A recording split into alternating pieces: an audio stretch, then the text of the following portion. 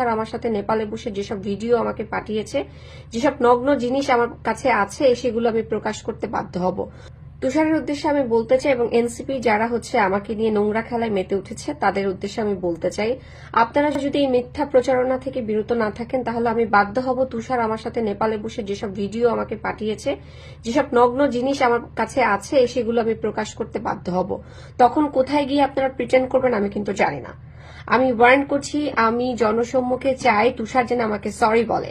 এই যে আমি যা কিছু প্রকাশ করতেছি সেগুলো কিন্তু বানোয়াট কিছু না। তুষারে যদি ওখানে তার নাম ব্যবহার করতে নাই চাইতো, তার মনের মধ্যে যদি কোন রকম শয়তানি চিন্তা নাই থাকতো, তাহলে ওখানে সবাই জানে, বাংলাদেশের ম্যাক্সিমাম মানুষ, যে human rights activist Rezaur Rahman Lenin তিনি আমার বড় ভাই সমতুল্য। আমি তাকে সমস্ত কিছু শেয়ার করে, এবং আমার এই বিপদে শুধু ডিবির লোক না, এনসিপির লোক না, লেনিন ভাইও সেদিন উপস্থিত ছিলেন। তাহলে আমার গার্ডিয়ান হিসাবে যদি গার্ডিয়ানের নামই হয় তাহলে লেনিন ভাইয়ের নামটা কেন দিল না? সেখানে সাদিয়া উপস্থিত ছিল, সাদিয়া নারী নেত্রী এনসিপির, তার নাম কেন দেওয়া হলো না? এই সমস্ত বিষয়গুলো আপনারা কথা বলছেন না, অন্য বিষয়গুলো নিয়ে কথা বলছেন যে বিষয়গুলো কাজের না।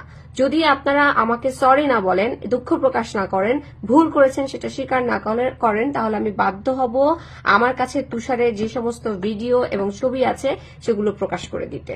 Thank you so much.